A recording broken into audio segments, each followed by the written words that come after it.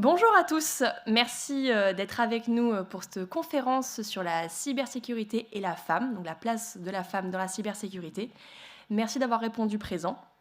Pour la troisième édition du salon Access Security, le Clusir PACA, qui est représenté par Alexandra Barberis, la vice-présidente de Territoire, a le plaisir d'organiser une conférence sur la place de la femme dans le monde de la cyber. Vaste sujet, grand sujet, sujet d'actualité. Et pour aborder cette thématique, nous avons fait appel à des experts, la région Sud, l'université, une entreprise connue et reconnue sur notre territoire. J'aurai le plaisir d'animer ce temps d'échange et j'espère faire naître en vous et en nous des pistes de travail. Et avant de traiter la thématique, je vais d'abord présenter nos intervenants. Puis non, en fait, vous allez vous présenter chacun, hein, voilà, comme ça je vais vous faire un petit peu bosser, sinon c'est pas drôle. Françoise, je vais vous laisser démarrer. Bien, bonjour à toutes et à tous. Effectivement, j'ai le plaisir de représenter ici le président de la région Sud, Renaud Muselier, en qualité de présidente de la commission économie numérique, aménagement numérique du territoire et l'ensemble des problématiques liées à cette économie numérique, et présidente de l'OIR Smart Tech, l'opération d'intérêt régional Smart Tech, qui porte la feuille de route cybersécurité. Que l'on a voté donc avec l'ensemble de nos partenaires, dont l'ANSSI, dont je remercie la présence, en octobre 2020 et que nous sommes en train de mettre en œuvre aujourd'hui sur le territoire. Et effectivement, nous avons besoin des femmes dans la cybersécurité. D'ailleurs, nous avons besoin de tout le monde. Tout le monde est complémentaire, mais on a besoin en particulier des femmes parce qu'elles sont trop peu nombreuses. Merci. Alexandra. Merci Lisa. Moi, je suis Alexandra Barberis. Je suis en effet la présidente du territoire Aix-Marseille du Clusir PACA. Alors, qu'est-ce que ça veut dire présidente de territoire et qu'est-ce que le Clusir? Eh bien, j'ai en charge d'animer l'association de ce club de la sécurité informatique. Donc, la cybersécurité est au centre de nos préoccupations. Nous avons au sein du Clusir PACA de très nombreux RSSI qui sont intéressés par ces questions. Et puis, nous avons également, et nous les mettons en présence les uns et les autres, ce que nous appelons des offreurs de solutions, qui ça leur permet évidemment de se rencontrer, de discuter et peut-être d'échanger, peut-être aussi de temps en temps un petit peu de faire du business. Et puis surtout, ce qui nous paraît aujourd'hui très très important, c'est de faire de l'information et de la sensibilisation. Et ça, c'est la deuxième corde à notre arc, qui est d'aller dans les entreprises pour leur parler, alors pas forcément de cette couche infra de cybersécurité, mais en tout cas au moins de leur donner des pistes de réflexion et de la connaissance pour leur permettre d'aller vers un mieux. Et oui, en effet, la problématique qui nous réunit aujourd'hui est toujours la même. Eh bien, nous avons une carence assez importante en matière de femmes dans ce métier, et c'est dramatique parce que la cybersécurité ne peut pas se vivre et se construire sans la moitié de la population, c'est certain. Merci. Laura et Thomas pour Mail in Black. Bonjour, donc moi je suis Laura Corredera, je suis la directrice du service relations clients chez Mail in Black. Donc Mail in Black, c'est une entreprise qui travaille dans le monde de la cybersécurité. Aujourd'hui, on est le spécialiste et le leader sur la protection de messagerie et les simulations d'attaques de phishing et tout ce qui va autour des différentes attaques. Et je suis une femme dans la cyber aujourd'hui et je suis très fière. Du coup, c'est un domaine sur lequel je ne m'attendais pas à tomber là-dedans. Et j'y suis tombée et j'y suis bien. Et effectivement, je vous rejoins tout à fait sur il faut démocratiser et avoir plus de femmes dans ce domaine-là, qui est généralement composé de pas mal d'hommes, même si nous, chez Mail in Black, on a quand même réussi à avoir assez de femmes dans ce domaine. Oui, J'y vais, Lisa, ou pas? Tu me dis, oui, tu peux y aller, chaque Thomas. fois, tu dis le nom. Donc, Pardon, Thomas, c'est à toi. D'accord, ok. Donc Thomas, je suis le directeur général de Mail in Black, que j'ai repris en 2019. Ça fait 2 ans et demi déjà. Auparavant, j'étais un monstre des GAFAM. J'ai fait toute ma carrière chez Microsoft, l'environnement Google, Amazon, où j'étais en charge du cloud, de l'intelligence artificielle, de la cybersécurité pour Microsoft France. Et comme je suis provençal, marseillais, je suis revenu sur mes terres natales. Et effectivement, l'un des projets qu'on poursuit, c'est de créer chez Mail in Black une société un peu iconique de ce qu'on pense être de bonnes règles d'égalité et de mixité. Donc, on va en parler. Très bien. Et Bruno? Oui, bonjour, je suis Bruno Martin, je suis professeur à l'Université Côte d'Azur, donc un petit peu plus loin. Et j'ai vu sur la présentation sur l'écran un campus cyber. Je réfute cet argument. Il n'y a pas de campus cyber, il y a une formation en cyber que j'ai créée en 2008. Et justement, après, en prenant d'autres fonctions, j'ai laissé ma place à une collègue qui gère cette formation. Voilà. Merci. Donc la thématique d'aujourd'hui, Women for Cyber ou Cyber for Women. Selon les derniers chiffres de l'ANSSI, 90% des professionnels de la cybersécurité sont des hommes. Donc un chiffre énorme que nous allons débattre et nous allons en parler juste après. Mais un autre chiffre est important d'être souligné, 27%. 27%, c'est le pourcentage des postes occupés donc, dans le monde du numérique, informatique, cyber par des femmes. Certains pourraient dire que ce chiffre est en hausse et que c'est bien, on peut être optimiste de voir que ce chiffre augmente, surtout sur ces 10 dernières années. Mais on peut aussi dire que ce n'est pas assez, ce chiffre est trop insuffisant. Et donc le constat est que vraiment il n'y a pas assez de femmes, ou il n'y a pas assez de place pour les femmes dans tout ce milieu-là. Et je vais demander surtout à nos intervenants d'en parler. Et est-ce que vous constatez ça aussi? Est-ce que vous avez fait ce constat-là à la région, au CLUSIR, à l'université, en entreprise? Et comment on pourrait alimenter ce constat et en sortir après surtout des pistes de réflexion? Alors, je vais peut-être effectivement ouvrir cette réponse.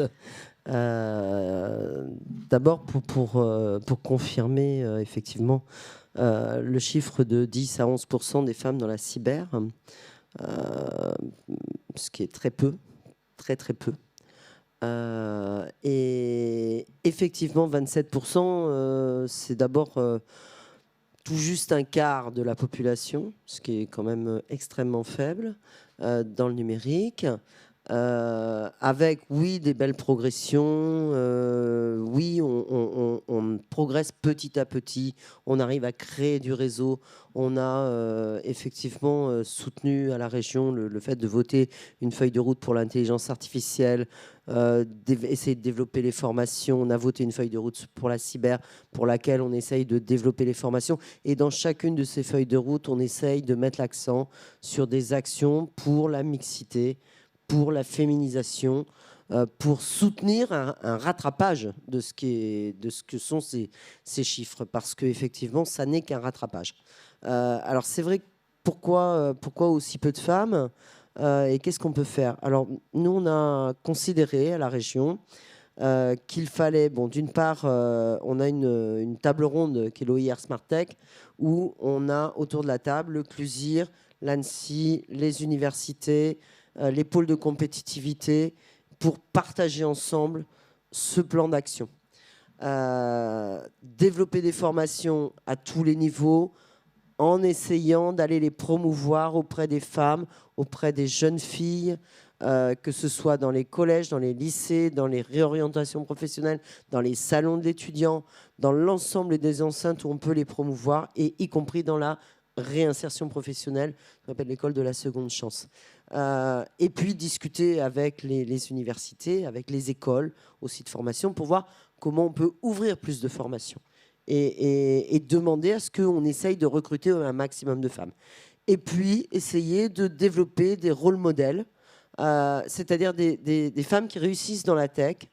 Alors on aura au mois d'avril prochain, le 14 avril, Women in Tech, intelligence artificielle, pour attirer les 50 plus grandes femmes chercheuses, start-upeuses, salariées dans l'intelligence artificielle. Et je militerai pour qu'effectivement en 2023, on ait Women in Tech, cybersécurité, pour mettre en valeur des femmes qui réussissent dans ce métier. Pourquoi c'est important? C'est important parce que la cyber, ça a une image, après nos petites enquêtes, ça a une image de guerre, ça a une image d'armée, ça a une image militaire, ça a une image du hacker avec sa capuche. Voilà. D'ailleurs, à chaque fois qu'il y a un article dans la presse, il montre toujours un tas de chiffres, de cryptographie, et puis le hacker, on ne voit jamais sa tête, on voit que la capuche. Forcément, ce n'est pas tout à fait le symbole de la femme, de l'épanouissement de la femme dans le milieu professionnel. Donc je pense qu'il est essentiel de démystifier cela en montrant effectivement d'abord que les femmes peuvent réussir dans ce métier, qu'elles ne sont pas obligées d'être majors d'une école d'ingénieur pour réussir dans la cybersécurité. Même si effectivement c'est mieux de passer par des formations de haut niveau. Mais je pense que les femmes peuvent réussir aussi bien que les hommes. D'ailleurs, il y a une femme qui a écrit récemment La bosse des maths n'a pas de sexe. Donc je pense qu'on peut réussir. Et puis deuxièmement, qu'elles peuvent être très douées, apporter une plus-value, une complémentarité, et qu'effectivement, ça peut permettre de donner envie, parce que c'est ça aujourd'hui, c'est de donner envie à des jeunes filles, à des jeunes femmes, de s'orienter dans ces métiers. Donc voilà ce qu'on essaye de faire. Merci. Alors oui, c'est vrai qu'au Clusir, le constat est évidemment le même. Il passe aussi par le fait que nous avons beaucoup d'entreprises qui aimeraient recruter. Ces postes, ces offres de recrutement ne sont pas pourvues, que ce soit d'ailleurs par des hommes ou par des femmes. Hein, il n'y a pas de difficulté de ce côté-là. Donc il y a une réelle carence en matière de professionnels de la cybersécurité d'une façon générale. Et certainement, ceux des chefs d'entreprise qui auraient aimé faire le choix d'embaucher des femmes sont devant une problématique supplémentaire qui est celle de n'avoir aucune candidate. Cette difficulté, en effet, elle est liée à cette image que nous avons de la cybersécurité, qui est quelque chose, en effet, d'assez militaire. Les gendarmes, d'ailleurs, ont pris cet enjeu très, très au sérieux depuis très longtemps. Donc, il est bien évident que même si eux-mêmes arrivent à se féminiser, c'est quelque chose de très, très militaire. Donc, pas de façon, je dirais, simple, de façon féminine. C'est très, très particulier. Pour autant, les postes à pourvoir sont réels. C'est un secteur qui est en pleine progression, qui embauche. Ce n'est pas à vous que je vais dire que la question n'est pas de savoir si on va être attaqué, mais quand. Donc les entreprises ont toutes des enjeux et ont toutes des sujets à ce niveau-là. Et puis à l'inverse, à l'intérieur de l'entreprise, il est indéniable, et ça, c'est un propos parfaitement sexiste que vous allez entendre, je vous rassure, malheureusement assez vrai. Eh bien, intégrer une équipe uniquement masculine, eh bien, ça peut en effet parfois poser de très gros problèmes. J'ai en tête quelques exemples assez topiques d'entreprises, certes américaines pour ne pas les citer, où les difficultés en matière de harcèlement ont rompu toutes les vocations qui auraient pu naître. Donc ça aussi, c'est une problématique que l'on doit prendre en considération. C'est peut-être aussi, ça fait partie certainement des freins, des limites, des barrières à l'entrée que l'on souhaiterait avoir de l'entreprise. Et du coup, côté entreprise, voilà, justement. Alors, côté entreprise, c'est vrai que je partage tout à fait tout ce que vous avez dit. Moi, ça fait pas longtemps aussi, quand même, en fait. Ça fait 12 ans que je suis chez Men in Black maintenant. Et quand je suis arrivée en alternance, on m'a demandé est-ce que tu veux travailler pour Men in Black? Ok, qu'est-ce qu'ils font? Tu verras, c'est cool. C'est un serveur de messagerie, de la protection mail et tout. Boîte mail, protection. C'est pas un truc de garçon. Et en fait, quand je suis arrivée, j'étais la 16e personne et j'étais la 3e fille. Dans un monde totalement de garçons qui m'était totalement étranger. Et j'avais typiquement l'image qui est exactement celle que vous avez dit, du hacker, la cagoule, les datas derrière, 010101. Je sais toujours pas ce que ça veut dire. Mais c'est pas du tout l'image, en fait. En l'occurrence, c'est totalement faux. Et c'est vrai qu'aujourd'hui, je suis rentrée dedans. Déjà, je me suis dit, mais en fait, on a tout à fait notre place. Il y a beaucoup d'opportunités. En plus, on a eu la chance d'avoir une société avec une politique d'ouverture et de développement de nos compétences pour prendre le job qu'on souhaite. Donc ça, en plus, c'est une chance que Men in Black nous a offert. Aujourd'hui, dans la partie recrutement, effectivement, on se rend compte qu'on a du mal à recruter aussi des femmes dans certains métiers. Donc pas tous. Aujourd'hui, on doit être à 45%, c'est des femmes chez nous. Au comité de direction, ça y est, on a gagné. Plus de femmes que d'hommes. Surtout dans une boîte à 100% tech et dans la cyber. Et on voit bien qu'il y a des métiers sur lesquels on a du mal à recruter. Notre directeur du développement, Charles, nous dit j'adorerais avoir des filles. Il nous faudrait des filles pour challenger tout ça.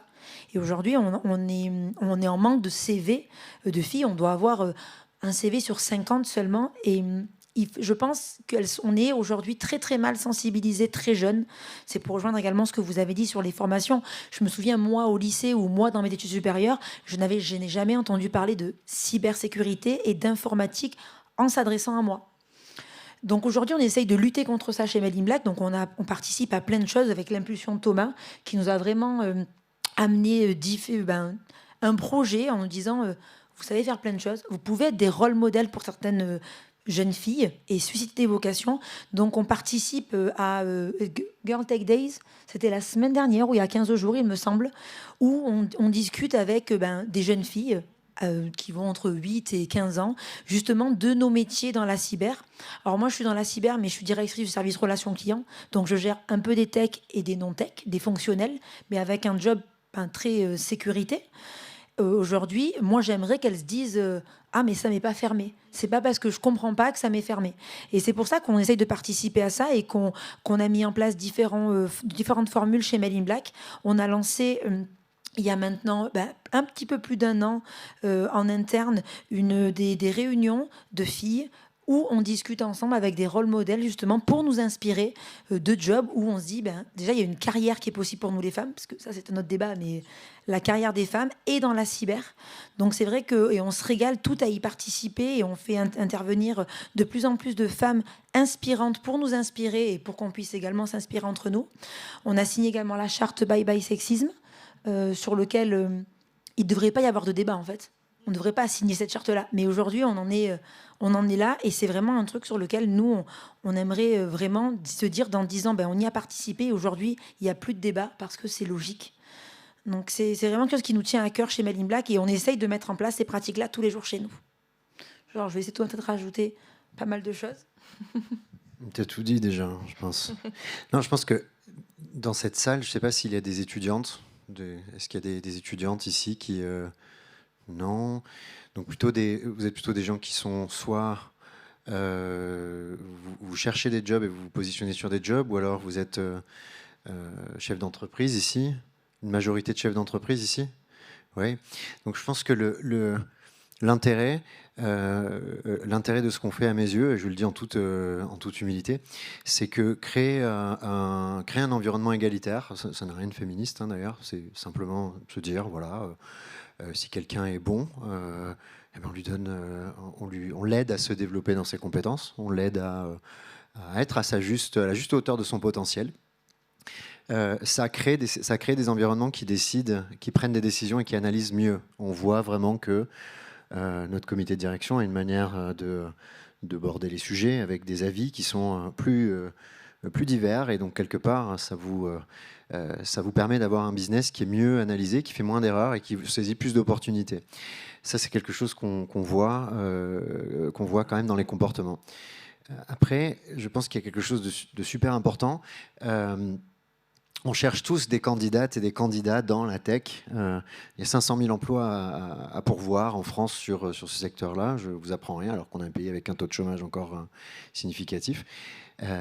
Créer un environnement où les gens se sentent en sécurité.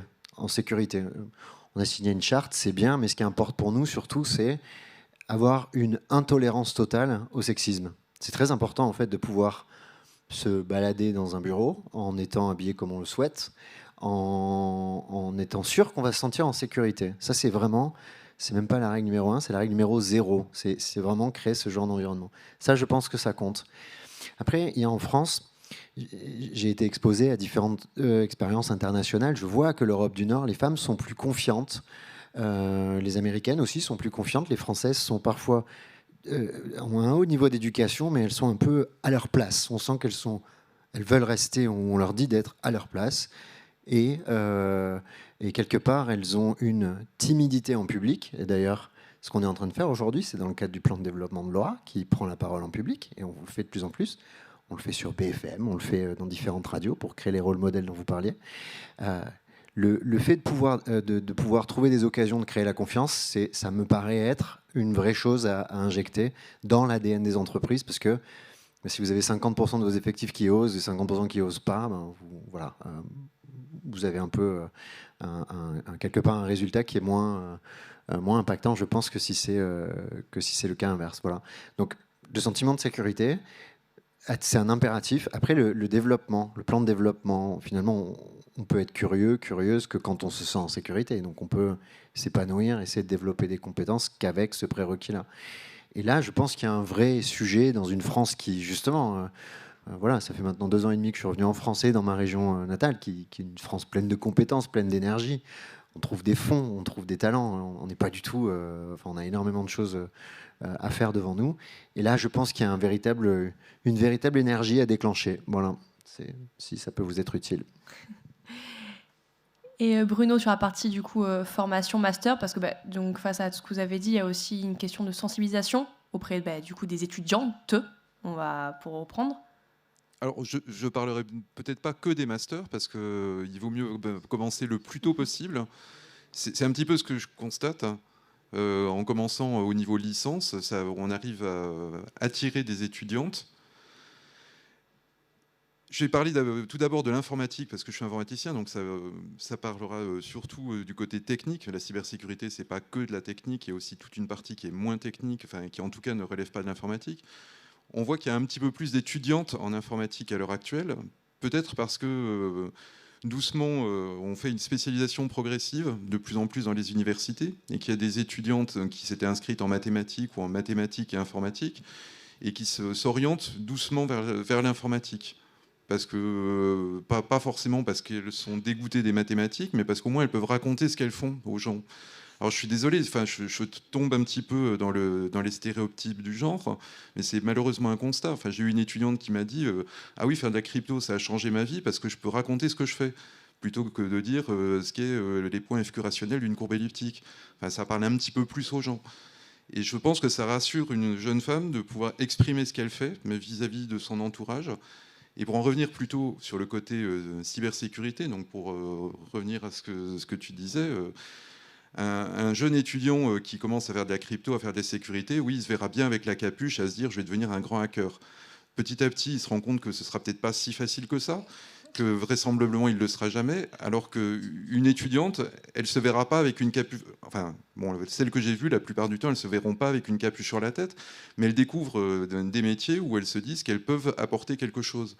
Là, récemment, en 3e année de licence, il y a une étudiante qui m'a dit je veux faire de la cybersécurité et je veux être militaire. Et ça m'a étonné, c'est quand même assez peu fréquent. Mais sinon, puisqu'on parlait de chiffres, le chiffre de 27%, mon constat était bien pire il y a quelques années.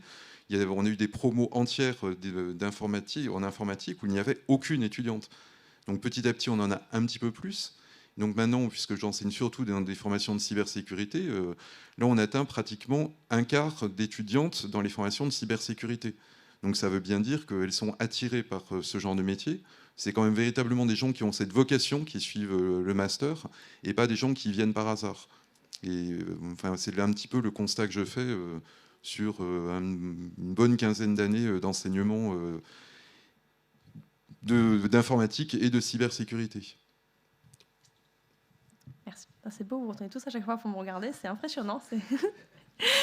Merci en tout cas pour vos paroles, vos constats, vos retours d'expérience.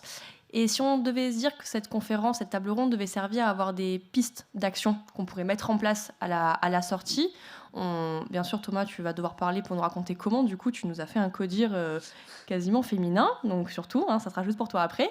Et se dire si on devait bosser ensemble sur une feuille de route. Qu'est-ce qu'on devrait faire, qu'est-ce que vous voulez préconiser, et ensuite du coup bien sûr on vous laissera la parole pour interagir.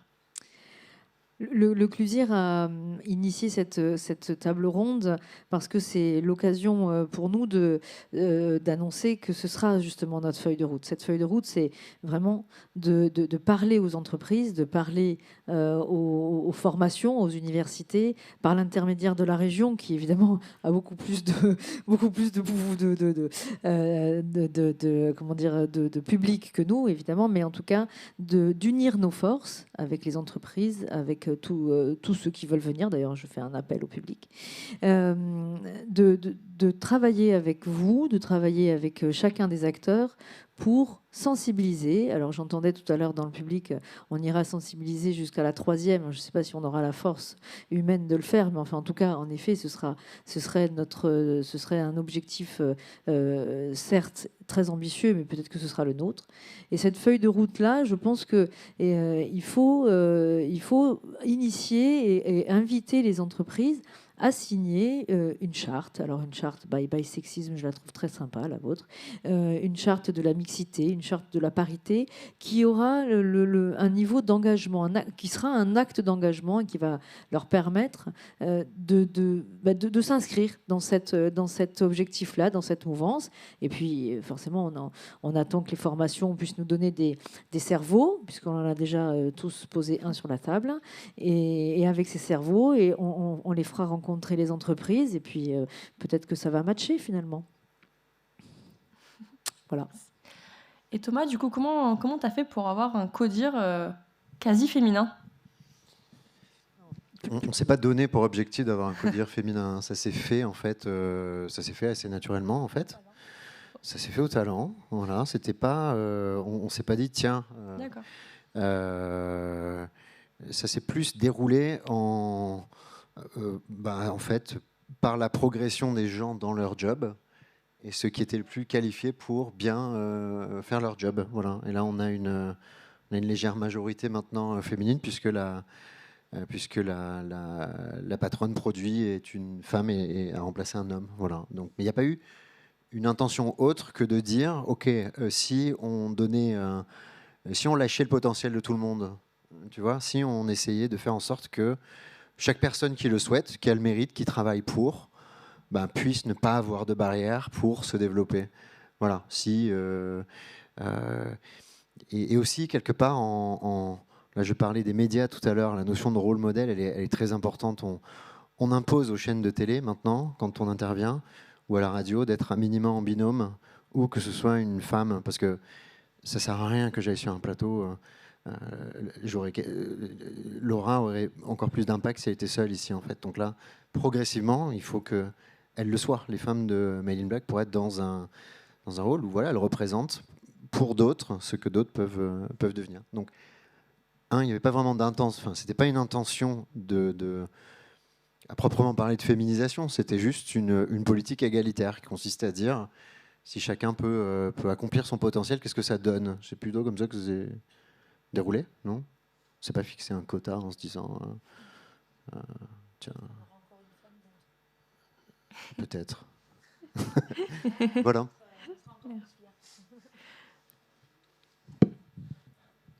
Alors, moi, je pense qu'effectivement, dans le cadre des politiques publiques, mais là, on est dans des rôles différents, effectivement, il faut forcer un peu le trait.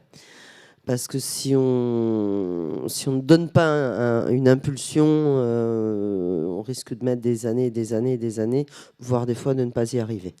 Je citerai comme exemple les quotas dans la politique. On disait c'est pas bien les quotas, c'est moche. Oui, d'accord, mais enfin sinon on n'y serait pas arrivé. De temps en temps, il faut pousser un peu le trait. Alors c'est vrai qu'on peut pas le faire partout. On peut pas le faire partout parce que d'abord, l'orientation, elle est libre, donc il faut donner envie, il faut susciter l'envie de s'orienter dans une carrière. C'est vrai que du coup, on a deux stratégies. Bon, donner envie, faire baisser les obstacles, les objections, les fausses images, etc. Travailler tous ensemble aussi. Parce qu'effectivement, c'est important. La notion de réseau est très importante. Elle est rassurante. En tiers de confiance, elle est rassurante. Et puis, il y a aussi d'attirer des talents de l'extérieur. À un moment donné, ce qu'on n'a pas chez nous, on va aller le chercher chez les autres. Donc, on va leur montrer que c'est très intéressant de venir travailler chez nous parce qu'effectivement, elles auront des places et elles auront des possibilités. D'où, effectivement, le fait... Enfin, moi, je souscris complètement à l'idée de charte parce qu'effectivement, c'est un argument de plus de l'attractivité du territoire que de s'engager. Et puis, effectivement, de montrer une diversité de postes et bien faire comprendre qu'il y a tous les niveaux. Et dans les entreprises de cyber, il y a différents métiers. Et un petit peu avoir de la pédagogie à ce niveau-là pour qu'on puisse ouvrir un ensemble de panels de métiers, de places, d'orientation, de développement de carrière. Et effectivement, forcer un peu le trait quand on peut. C'est vrai que nous, quand on lance des appels d'offres de formation continue ou de formation courte, oui, ça nous arrive de demander à ce qu'il y ait 50% de femmes. Voilà, donc débrouillez-vous. Et il faut qu'ils se débrouillent pour aller les chercher. Et c'est un exercice dans lequel on y arrive. On y arrive parce que au départ, si on n'y avait pas pensé ou si on pensait qu'on ne trouverait pas les femmes, si on est obligé de les avoir, on va commencer à se poser la question de comment on va les chercher, où on va aller les chercher, et finalement on y arrive, on les trouve. Oui, mais je pense qu'on parle peut-être ici de deux méthodes complémentaires en réalité, parce qu'on est face à deux types de dirigeants, ceux qui veulent et ceux qui ne veulent pas finalement. Donc si on le régule par un objectif à atteindre, c'est que généralement on est quand même peut-être face à une situation où on doit pousser, forcer sa chance, entre guillemets, forcer le changement. Et c'est nécessaire. Dans notre contexte, il s'avère que ce n'est pas que le comité de direction, tous les managers sont aussi paritaires. Il y a aussi une parité, il y a aussi une égalité de salaire, et la charte Bye Bye Sexisme qui est créée par BPW, c'est BPW qui porte cette charte. Ces initiatives, c'est-à-dire que si on veut le changer structurellement pour créer une génération qui va faire la même chose pour la génération suivante, elle doit s'en emparer. Voilà. Donc je pense que c'est peut-être face à différents types de profils. En tout cas, si demain on devait avoir une régulation, en l'occurrence, on serait prêt à notre humble niveau. Il faut ajouter, alors, de façon plus générale, que parfois les quotas fonctionnent très bien en politique en particulier. Il y a une loi sur la parité, enfin pas tout à fait encore, mais la parité dans les conseils d'administration, sur lesquels on n'arrive pas encore qu'on n'arrive pas encore à respecter. Donc, je pense que s'il n'y avait pas encore eu, c'est certain, mais s'il n'y avait pas eu cette loi, je pense qu'on serait encore à un stade bien inférieur. Et on ne parle pas des CODIR, qui sont des comités donc de direction, donc hyper opérationnels. On est sur des conseils d'administration qui font vraiment la réelle gouvernance de l'entreprise. Donc je pense en effet que, je suis d'accord avec toi Thomas, c'est qu'il y a des entreprises qui ont une forme d'ADN ou de sensibilité pour qui l'égalité salariale, l'égalité en termes de parité est une évidence, ça ne se discute pas, en tout cas ça ne pose pas de problème, ça ne pose même pas question, il n'y a pas de sujet, il n'y a pas de débat.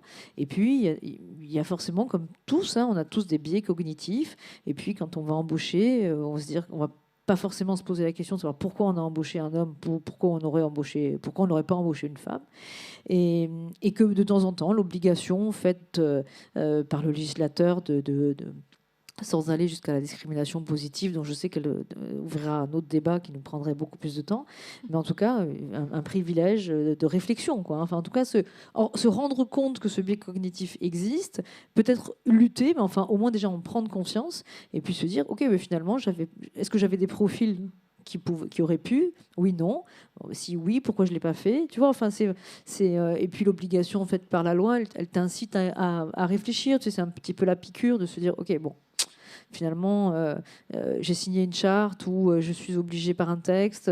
Et puis, en effet, la génération suivante, elle n'aura pas ce problème-là, puisqu'elle elle aura grandi dans un monde de parité, tu vois. Mais je pense je suis tout à fait d'accord avec ce que vous dites, mais je pense aussi que ça doit vraiment venir de nous. Là, il y a une majorité de garçons, c'est normal, c'est la cyber, donc je me doute. Mais moi, ce que j'ai envie Alors, en l'occurrence, on va dire qu'aujourd'hui, ça ne me choque pas. Dans 10 ans, parce qu'il faut laisser les gens aussi grandir et évoluer, j'aimerais que ça change. Moi, ce que j'ai envie de dire, c'est que je rejoins le monsieur qui disait en 3e, oui, je suis d'accord. Oui, c'est en 3e qu'il faut faire ça. On a besoin de monde, alors tu viens. Hein. Franchement, sincèrement, en l'occurrence, s'il faut venir, oui. Moi, je suis allée à mon école pour discuter de mon job. Et ben, vous savez où ils sont allés, les étudiants de terminale ? Ils sont allés voir les facs de médecine parce que c'était super, médecine. C'est vrai que c'est connu qu'on y arrive tous à faire médecin. On en manque de médecins, je suis d'accord. Mais ils n'ont pas compris ce que je faisais. Parce que du coup, qu'est-ce qu'ils en savent en terminale de la cybersécurité ? Qu'est-ce que c'est ? C'est quoi mon job ? Je suis dans la relation client, dans la cyber. Mais moi, je pense que ça doit se faire au niveau beaucoup plus bas. Et je pense qu'on doit de plus en plus démocratiser des jobs, parler de quelles sont nos fonctions, quelles sont nos missions, quel est notre salaire également, parce que c'est malheureusement ça qui les intéresse. S'ils veulent faire médecin et chirurgien esthétique, c'est parce qu'on on sait que malheureusement, ça gagne très très bien sa vie, mieux que de faire secrétaire, tristement. Hein. Donc, bien évidemment, et c'est à ce niveau-là où je pense qu'il va falloir qu'on fasse un gros travail. Et je vois la maturité de garçons, j'espère que vous avez des filles tous, et que vous, auprès de vos filles, vous dites, là-dedans, il y a de l'avenir, il y a de jobs très intéressants, on va être sincère, c'est bien payé, parce que ça quand même le reste le nerf de la guerre, et en plus, tu vas t'éclater. Moi, c'est plus ça que j'ai envie de dire, c'est prêcher cette bonne parole-là auprès des filles, être disponible pour justement prêcher la bonne parole également auprès des écoles, des universités, pour susciter des vocations très jeunes et pouvoir venir. Parce que c'est pas en licence, même si c'est bien, qu'on va susciter des vocations. Il faut que ça vienne beaucoup plus tôt. Et heureusement qu'on a de plus en plus de geeks dans le monde, et puis des geekettes aussi, malheureusement, pour qu'elles puissent dire l'ordinateur c'est super, et si j'en faisais mon job. Moi, je pense c'est vraiment aussi... hashtag geekette, les filles. Exactement. Bruno. Ouais, moi j'aurais un sentiment là pour le coup beaucoup plus nuancé parce que la place des enseignantes chercheuses en informatique dans le supérieur est extrêmement limitée. Donc je sais pas, si je me rappelle bien, c'est de l'ordre de 17%. Donc quand des jeunes femmes arrivent à l'université, elles sont surtout majoritairement des hommes comme enseignants, ce qui n'est pas tellement bien. Alors là où je vais nuancer mon propos, c'est que si je regarde tous les gens qui font de la recherche en sécurité sur Nice, Sophia Antipolis, on est pratiquement à parité. Et c'est plutôt bien, mais par contre, des gens qui enseignent toutes ces matières-là, c'est majoritairement des hommes. Donc ça veut dire que les femmes sont chercheuses, ce qui est aussi une reconnaissance de leur capacité, donc c'est même plutôt bien. Mais par contre, les convaincre à enseigner, c'est quelque chose de très difficile. La semaine dernière, j'ai essayé de convaincre une chercheuse de venir enseigner, et c'est vraiment difficile. Et arriver à faire en sorte qu'il y ait des enseignantes, c'est quelque chose, on n'y est pas encore, quoi. On va essayer effectivement d'y travailler autour d'une future table ronde à la région, effectivement sur la partie formation, enseignement dans ces métiers en tension. Moi, je crois beaucoup aussi au fait que on a un ensemble de médias et alors c'est vrai que ça peut paraître assez drôle, mais les séries ont fait beaucoup pour démocratiser aussi ces métiers. Alors moi qui tourne dans différents univers et en particulier les lycées, les collèges, quand on parle du bureau des légendes, ça parle. Voilà. Et effectivement, quand on dit, vous savez, la CEO de Tetris dans la cyber, avant elle était à la DGSE, ça parle. Voilà. Donc ça donne des vrais exemples qui parlent aux jeunes dans nos établissements scolaires. Et effectivement, il faut qu'on aille plus loin, il faut qu'on l'amplifie, il faut qu'on essaye de voir à tous les niveaux comment on peut architecturer ces formations, comment on peut les diversifier sur le territoire, les densifier, parce qu'on n'a pas assez de formations, même si effectivement on en a un petit peu plus, mais pas assez par rapport à d'autres territoires. Pourquoi ? Parce que au départ, on est moins doté que d'autres régions, je vais penser à la Bretagne en particulier. On est moins doté de formation qu'en Bretagne, on est moins doté d'écosystèmes que dans certaines autres régions. Donc c'est à nous d'opérer ce rattrapage en multipliant les AMI formations, en essayant de travailler avec l'université pour développer, en essayant de travailler avec les écoles d'ingénieurs. On a de très bonnes écoles d'ingénieurs, mais il faut qu'elles ouvrent des cursus supplémentaires, comme l'a fait l'ISEN à Toulon. Et puis, on a effectivement de l'alternance à développer, qui n'est pas assez développée sur notre territoire. Donc, il faut qu'on y travaille avec effectivement des actions volontaristes. Du coup, c'est à moi ou c'est à Thomas ? Thomas, tu voulais parler ? Non, c'est bon. Comme je dois tenir le timing, sinon après je vais me faire gronder par la session d'Access Security. Est-ce que le public a des questions, aimerait agir, réagir ou apporter du coup ses idées ? Oui, bonjour à tous. Voilà, je voudrais partager une expérience parce que je travaille avec Thomas parce que moi je travaille sur les offres cybersécurité pour une société de services et donc je développe avec différents éditeurs du marché, dont Thomas, on a fait la vente auprès des entreprises. Et il y a une initiative qui a été faite au lycée Marseille-Vert, en collège Marseille-Vert, où je pense qu'il est assez intéressant. On rejoint un peu, en effet, le concept d'intéresser les jeunes filles dès la troisième, dès la seconde et autres, à des métiers qui semblent un peu opaques, comme on dit, le concept de la capuche. Et ce que je fais notamment, ce qu'on fait au collège, on fait en effet un carrefour des métiers, où on présente chaque parent présente en effet différents types de métiers. Alors moi, je présente la partie off cybersécurité.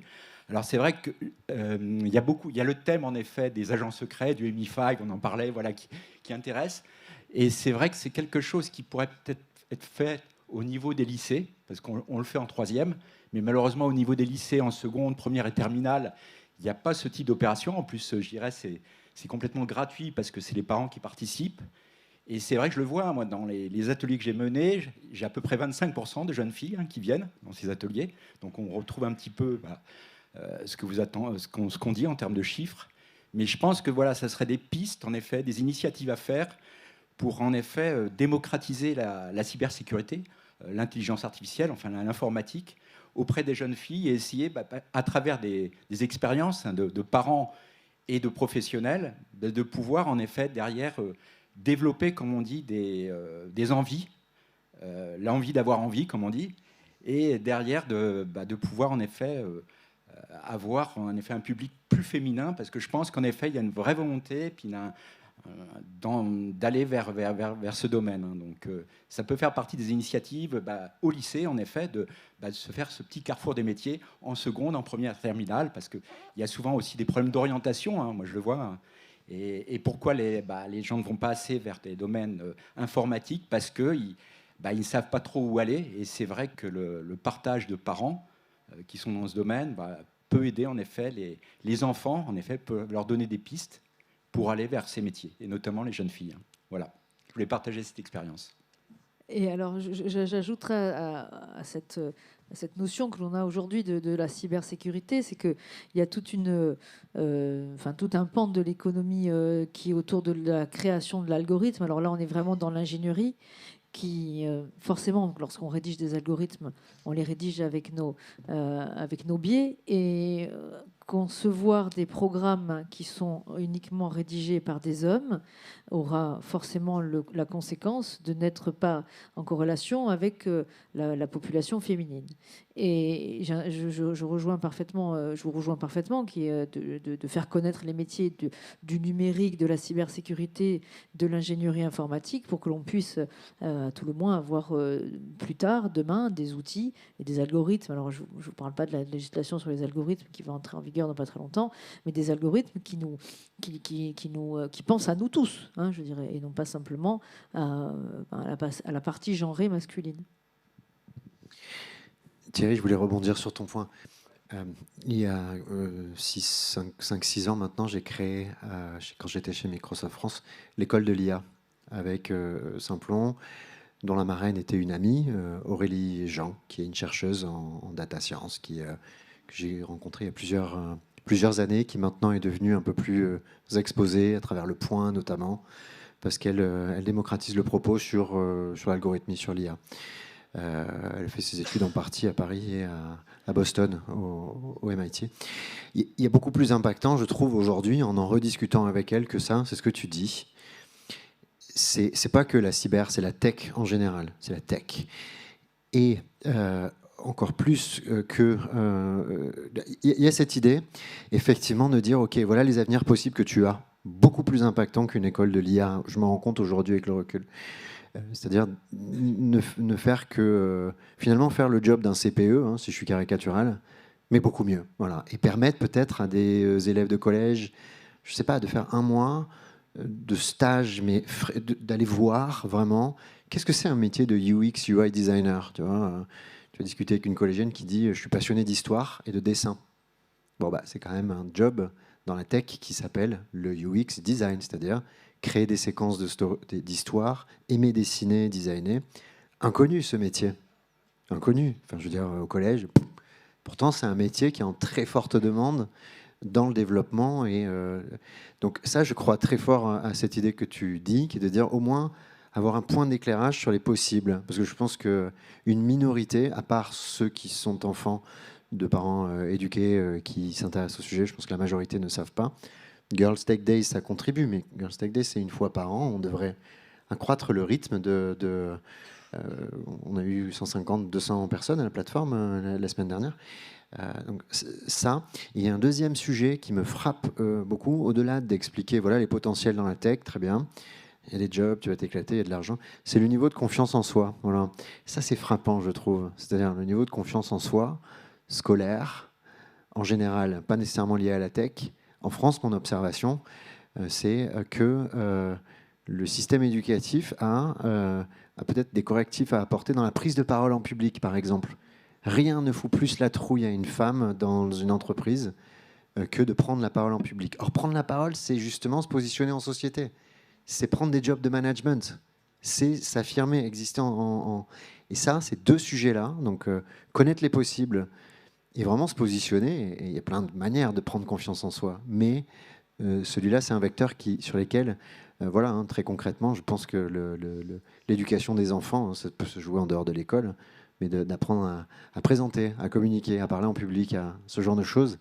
Et c'est super structurant, je pense, pour l'éducation des gamines aujourd'hui. Voilà. Oui, alors moi, une question d'ailleurs qu'une proposition par rapport à ces éléments-là. Donc, Madame Brunto le mentionnait, moi je suis le délégué de l'ANSSI pour la région PACA et Corse. En fait, nous sommes deux. Alors, c'est pas très à parité, nous sommes deux garçons pour l'instant, mais on y travaillera. Nous avons, vous parliez tout à l'heure de 10%, ça vient du panorama des métiers de la cybersécurité qui a été émis par l'ANSSI. C'est un sujet qui nous est cher, qui m'est aussi cher à titre personnel. Donc juste une proposition de service. À chaque fois que vous avez l'impression que l'ANSSI peut appuyer votre action sur des choses qui sont liées notamment à la présence des femmes dans la tech en général, dans la cyber en particulier, on l'a fait sur Women in Tech, on le fera dans Girls Tech Day qui arrive à Nice bientôt aussi. À chaque fois, n'hésitez absolument pas à nous faire signe. Ça fait partie des journées où on se sent encore plus utile que les autres fois. Donc n'hésitez vraiment pas. Et donc notre adresse, parce que c'est vrai pour la table, mais c'est vrai aussi pour l'assistance, c'est paca@ssi.gouv.fr, paca@ssi.gouv.fr.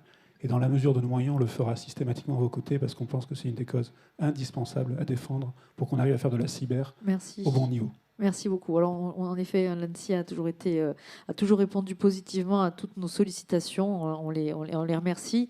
Vous n'étiez pas très nombreux. Vous avez doublé vos effectifs, ce qui est déjà une très très bonne nouvelle. Et merci. Je vous assure qu'on vous appellera. Il n'y a pas de souci. Bonjour, c'est pas vraiment une question, mais c'est un constat que je voulais partager. On parle de la sous-représentation des femmes dans le monde de la cybersécurité, je sais de quoi je parle, mais ce dont on parle peu, c'est qu'elles sont encore moins représentées quand c'est issu des diversités.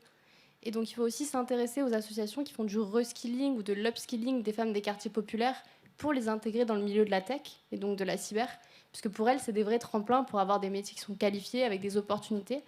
Il y a quelques associations en France qui le font, des codeuses, notamment en région parisienne, et ils vont venir s'implanter en région marseillaise. Donc moi, j'étais marraine de leur association, il y en a d'autres. Et je pense qu'au niveau des entreprises, c'est intéressant de faire des partenariats avec ces associations-là. On est en recherche, nous, de profils cyber féminins. Elles font de l'upskilling, et du coup, c'est du gagnant-gagnant, parce qu'on sort aussi des femmes de la précarité, et on rajoute de la diversité des deux côtés. On le fait, nous, Excellent. avec la plateforme... Pardon, vas-y. Non, c'est excellent. Non, juste, c'est super.